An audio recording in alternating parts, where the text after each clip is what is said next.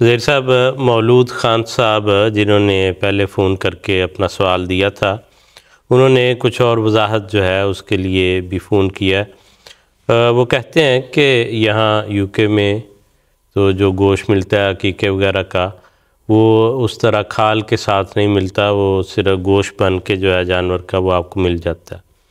تو وہ کہتے ہیں کہ اس کھال کا تقسیم کرنا بھی ضروری ہے، یا اس کے بدل کے طور پہ اس کے عوض میں کچھ تقسیم کرنا چاہیے؟ اس کے متعلق کیا حکم ہے؟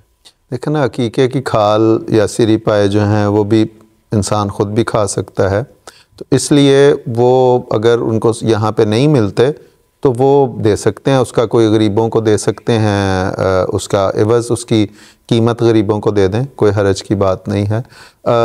صرف بیچنے سے ممانعت ہے۔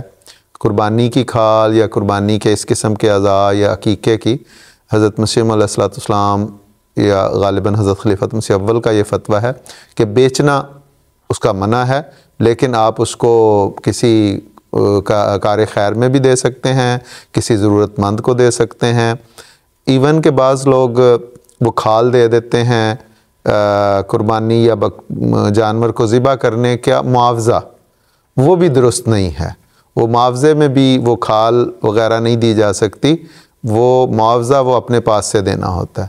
تو وہ جو ہے یا خود اپنے استعمال میں لے آئیں، یا آپ کسی کو کسی ضرورت مند کو دے دیں، اور اگر آپ کو یہاں پہ کھال اور اس کی سری پائے نہیں ملتے تو آپ اس کا عوض کسی غریب کو دینا چاہتے ہیں تو بہت اچھا۔